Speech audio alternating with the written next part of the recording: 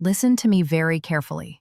If you are watching this and you're scheduled to fly internationally tomorrow and you plan to leave for the airport based on the 3-hour rule your travel agent told you about 5 years ago, stop. Turn around. You are already late. I'm not trying to scare you. I'm trying to save your vacation. Welcome to traveling in 2026. Forget everything you knew about the golden age of flying. Forget the buffer zones you used to rely on. The airport you remember from 2019 does not exist anymore. We are seeing historic, record-breaking passenger numbers crashing headfirst into post-pandemic staffing shortages that never truly resolved. The system is breaking at the seams, and here is the dirty little secret the industry doesn't want to broadcast. Airlines have quietly shifted operational risk onto you. We call it negative buffer time. It means that if the airline says arrive 3 hours early, that 3 hours assumes everything goes perfectly. It assumes every scanner works, every agent is at their desk, and the person in front of you knows how to use a biometric kiosk. But in 2026, nothing goes perfectly. If you ignore what I'm about to tell you, you aren't just risking a stressful morning. You are risking missing that cruise departure. You're risking hundreds, maybe thousands of dollars in rebooking fees. You are risking starting what should be a relaxing retirement trip with a massive spike in blood pressure. Don't click away. You need to hear this. Hi everyone, I'm Yana. If you're new here, welcome aboard. For 15 years, I have been a flight attendant on major international routes. I have spent half my adult life at 35,000 feet. I am the face you see when you board. And I am the person closing that heavy aircraft door, sometimes right in the face of someone running down the jet bridge. And honestly, I am making this video because I am heartbroken. Every single week I see passengers, people just like my own parents, people in your age bracket who have worked hard and deserve a seamless, joyful trip, absolutely falling apart at the gate. I see the tears. I see the panic attacks. I see the couples fighting because the stress is unbearable. And 90% of the time, it's because they were following outdated rules. They thought they had time. I don't want that to be you. Consider me your guardian in the skies today. We need to have a serious talk about the new reality of 2026 airport arrivals. So when you get on my plane, the only thing you're worried about is what movie to watch. Here is the truth about when you actually need to arrive. Now, let's start with the biggest lie in the industry right now. The published suggested arrival times. If you look at your airline's website today for an international flight out of a major hub, I'm talking JFK in New York, Heathrow in London, Pearson in Toronto, LAX, it will still likely say, arrive 3 hours before departure. Do not believe it. In 2026, for a major international hub, the new unwritten standard is 4 hours. Why are they still telling you 3? It's about liability. If they officially told everyone to arrive 4 or 5 hours early, they would be admitting that their infrastructure has failed. They would be liable for overcrowding terminals that aren't physically big enough to hold that many people for that long. So they stick to the old 3-hour guidance, knowing full well it's not enough during peak times. They know the terminals are choking on passenger volume. The physical footprint of airports like Chicago O'Hare or Atlanta Hartsfield hasn't grown, but the number of bodies moving through them has exploded. The result is choke points everywhere. The shuttle from the parking lot takes 45 minutes instead of 20 because of traffic loops.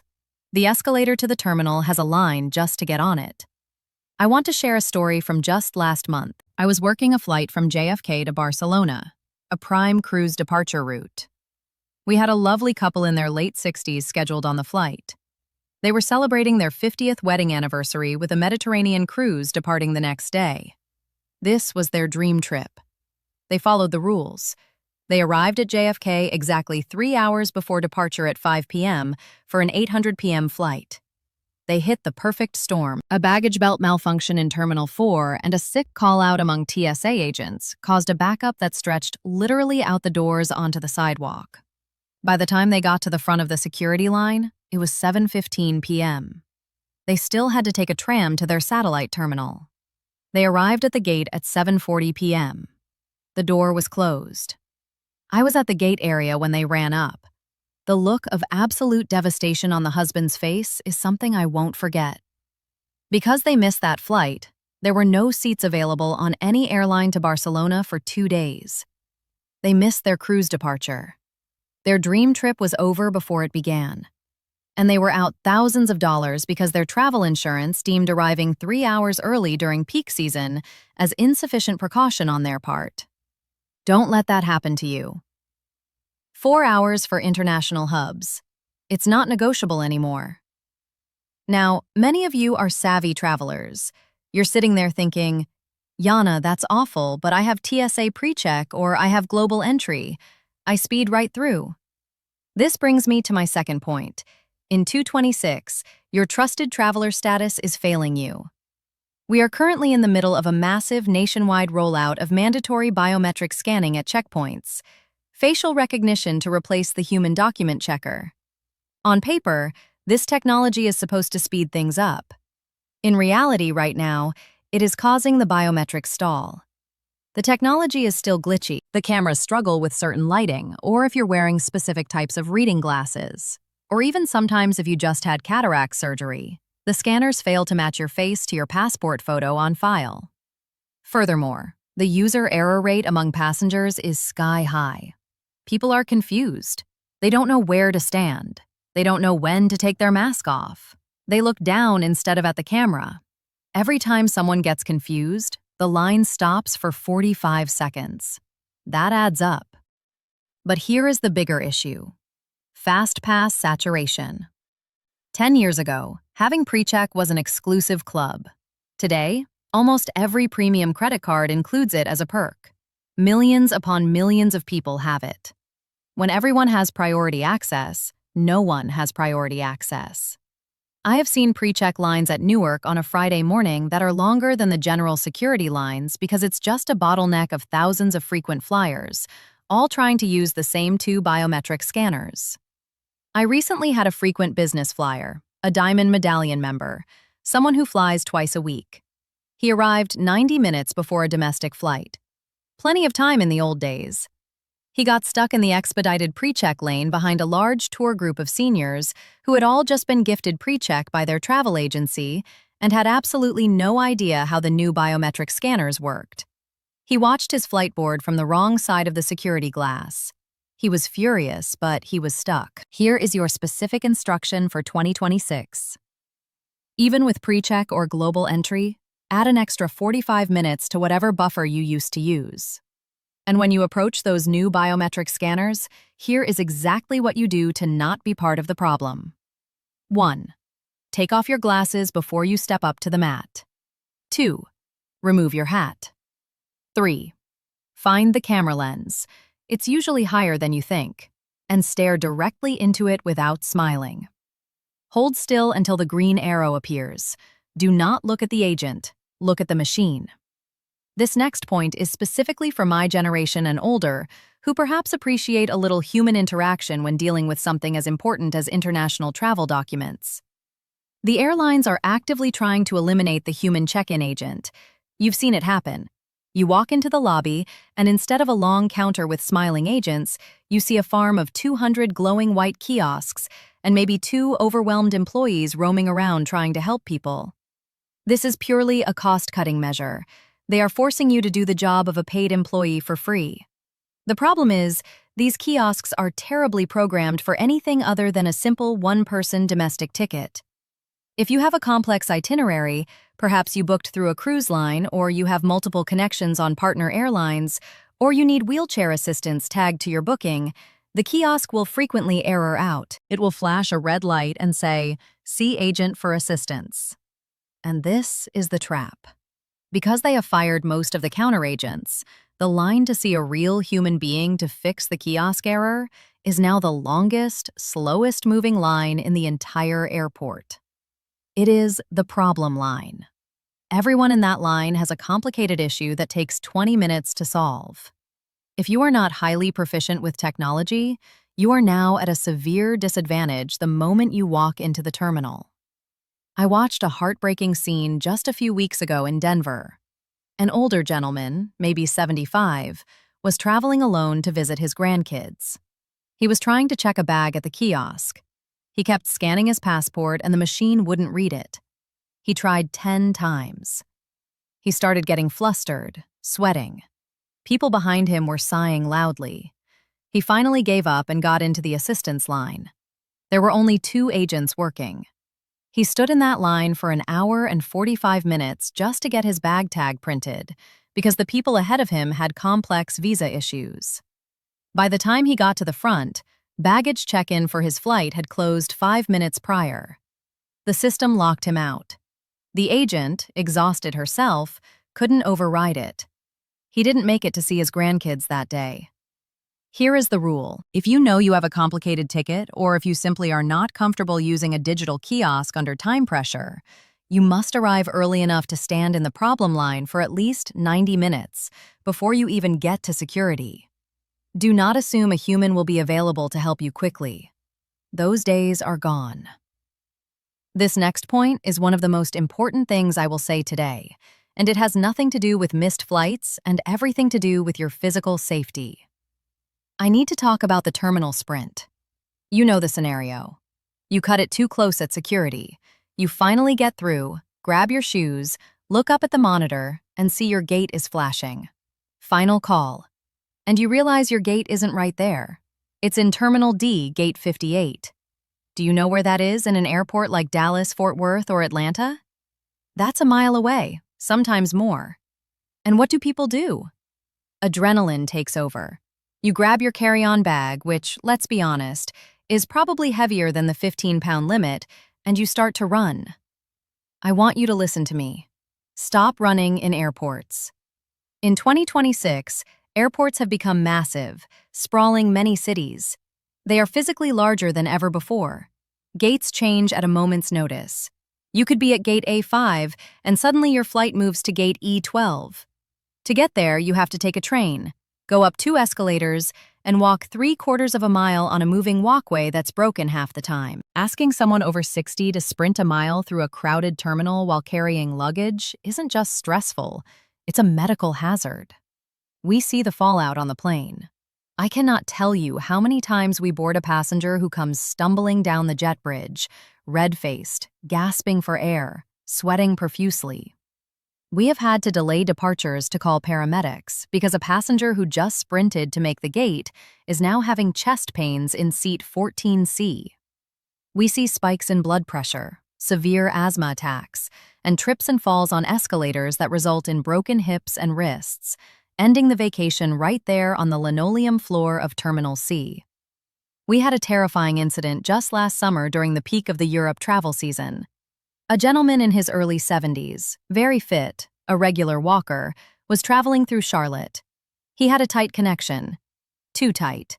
He landed in Concourse B and had to get to Concourse E in 35 minutes. He ran. He made the flight. He sat down in his window seat, and as we were taxiing out, he went into full cardiac arrest. Thankfully, we had a cardiologist on board, and we got him back to the gate and into an ambulance. He survived, but he didn't go to Italy. He went to the ICU in North Carolina. His wife told me later that the stress of the connection and the physical exertion of the run became too much. Please, I am begging you, do not budget time that requires you to move faster than a comfortable, leisurely stroll. If the connection time looks like you might have to hustle, do not book that ticket.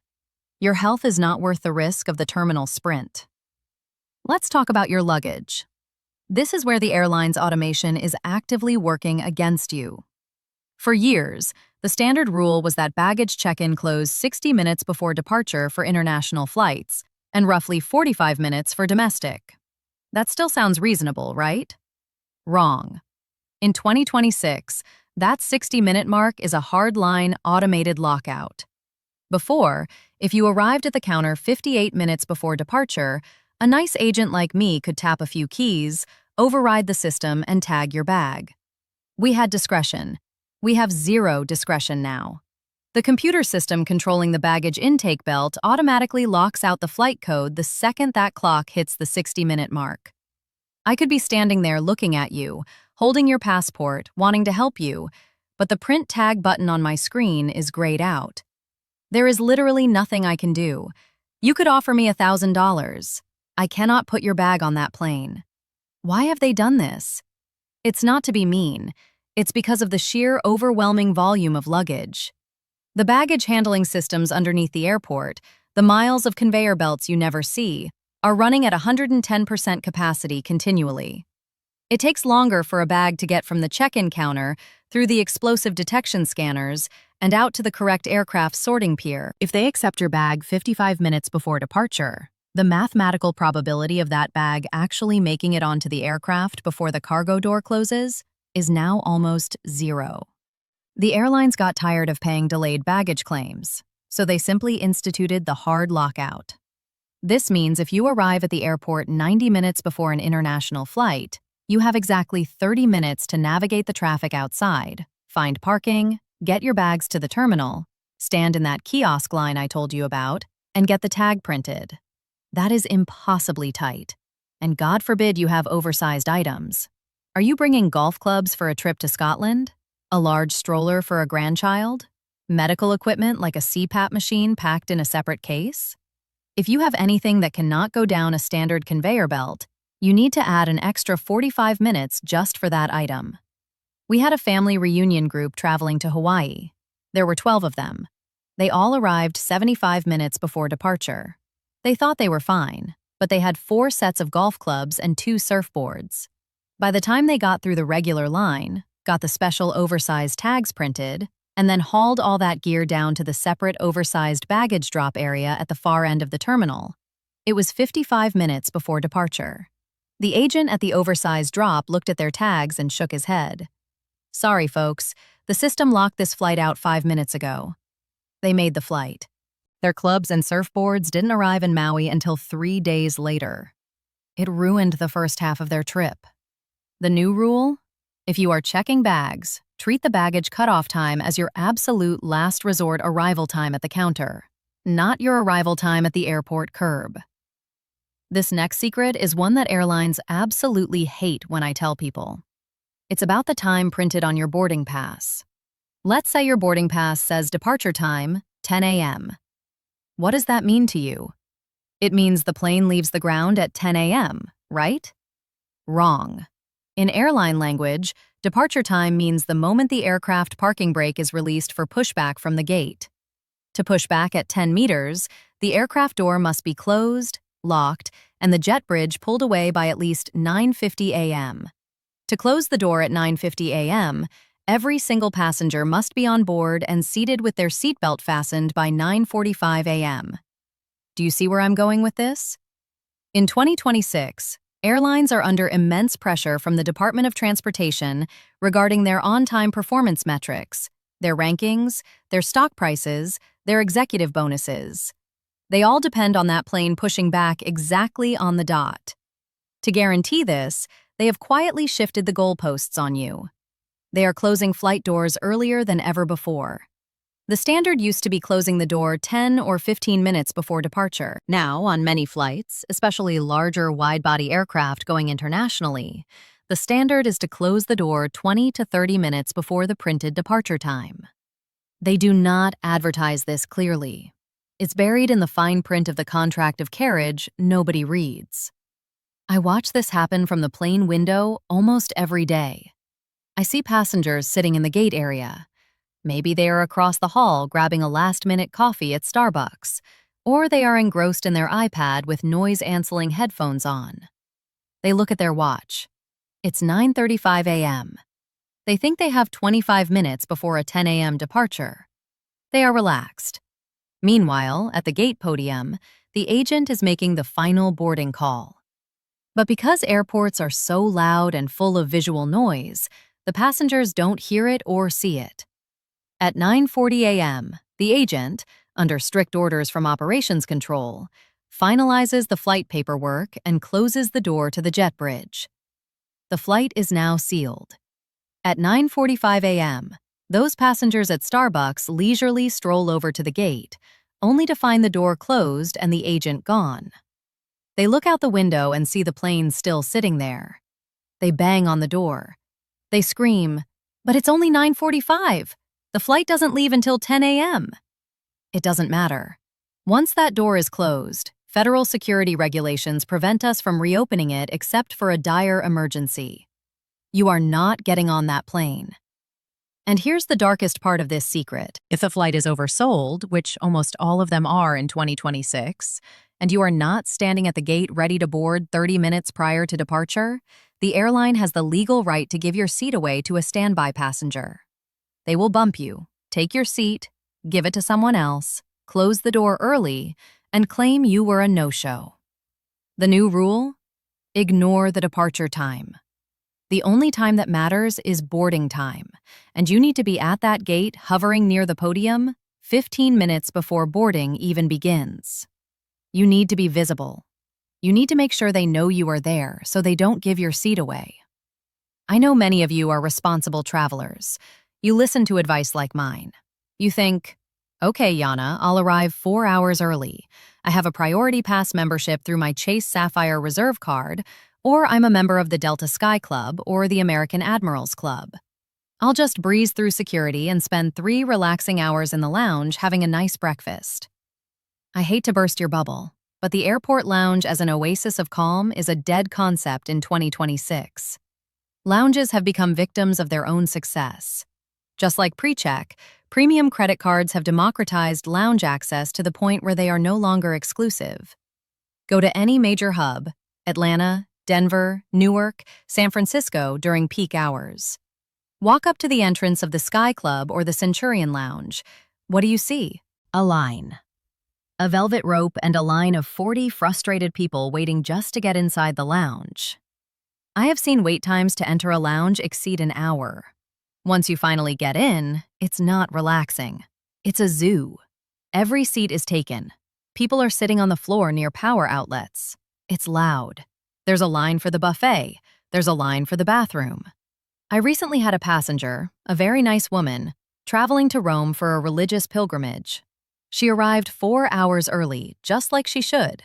She went straight to the lounge. She had to wait 45 minutes to get in. Once inside, she found a corner seat and put her noise-canceling headphones on to meditate and escape the noise of the lounge. Because the lounge was so incredibly overcrowded and loud, she didn't hear the boarding announcements.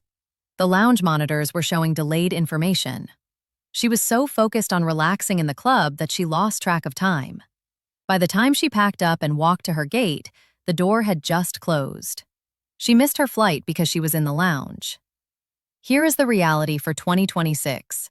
Do not plan your arrival strategy around lounge access. If you get there and there's no line and you can get in, treat it as a bonus. But honestly, you are often better off buying a healthy snack at a terminal kiosk, finding an empty gate area 5 gates down from yours where no flight is currently boarding, and sitting there in relative peace. The luxury lounge is often the most stressful place in the entire terminal.